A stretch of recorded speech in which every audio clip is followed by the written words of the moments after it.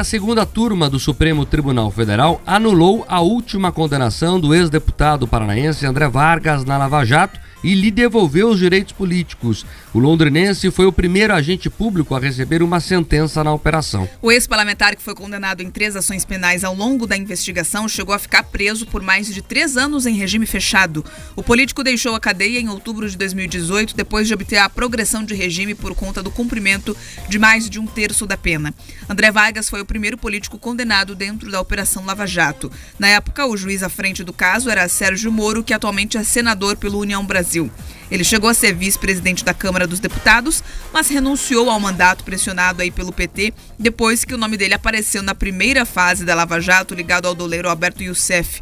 Uma das condenações de 4 anos de prisão e relacionada à aquisição de um imóvel em Londrina, no norte do estado, com recursos supostamente ilícitos, já tinha sido derrubada pelo Tribunal Regional Federal da 4ª Região em 2018.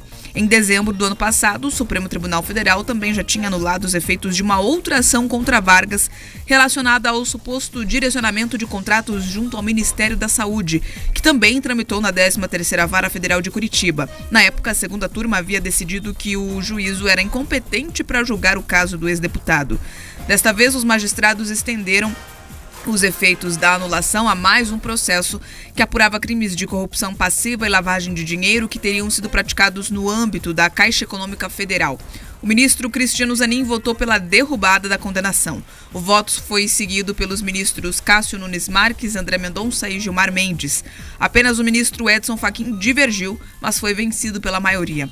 Com a decisão do STF, André Vargas recupera agora os direitos políticos. Se quiser, poderá disputar as eleições do próximo ano ou começar a trabalhar uma futura candidatura nas eleições majoritárias de 2026.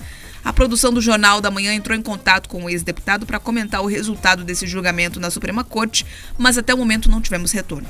Para você que não está lembrando o nome à pessoa, o londrinense conhece, né? Londrina está escutando nesse momento, sabe quem é o André Vargas. Talvez o restante do Paraná não ligue o nome à pessoa.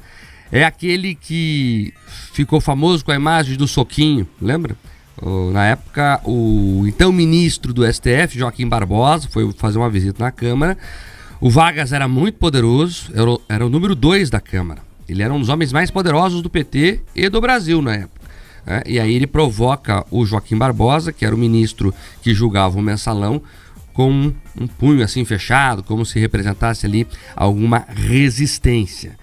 O André Vargas, né, investigado na Lava Jato por diversos crimes, né, foi preso, pegou xadrez pesado mesmo, foi abandonado pelos seus. Importante reforçar isso aqui. Nem o PT quis salvar o André Vargas, né?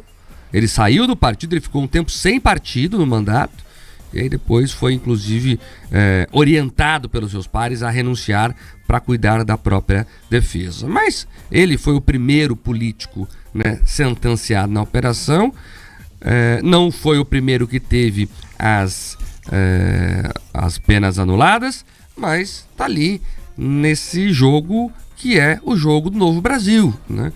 Está se passando uma borracha como se nada tivesse acontecido, né? E aqueles atores envolvidos, né, naquela história ruim, né, que para a esquerda nada aconteceu, foi apenas uma fase ruim. Agora estão sendo reabilitados ao processo. Eu não sei se o André Vargas vai se candidatar novamente a algum cargo público. O que eu sei é que ele estava escrevendo um livro, ia trazer um livro ali com a opinião dele sobre os dias de cárcere. Mas, né, vão aguardar para ver o que acontecerá. Não ficarei surpreso também se tivermos André Vargas de novo no jogo político. Mas é isso. Então, mais um investigado pela Lava Jato que ganha as ruas aí com processos anulados. Teremos muitos nos próximos meses.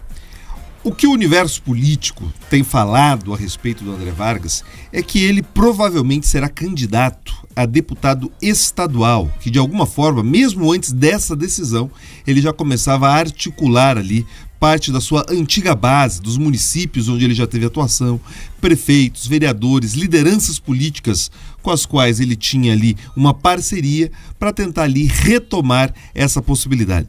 Agora veja, é inexplicável você tentar ali olhar para o passado e reconstituir os fatos com um novo entendimento, simplesmente porque o período cronológico e a sucessão de governantes mudou.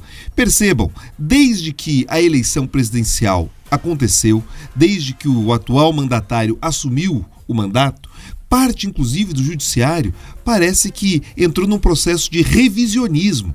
Eu convido os nossos ouvintes, os especialistas, a explicarem para qualquer pessoa que seja oriunda de um país sério, que tenha um judiciário com uma estabilidade maior, como isso é possível. Pessoas condenadas antes, agora sendo simplesmente liberadas. Eu não duvido que daqui a pouco parte dessas pessoas, munidas ali dessa anulação, dizendo que o processo contra elas foi ilegal, comecem a pedir inclusive indenizações, já que se eles tiveram que cumprir pena por um processo que agora foi invalidado, eles talvez mereçam ali serem restituídos pelos cofres públicos por todo o transtorno que tiveram.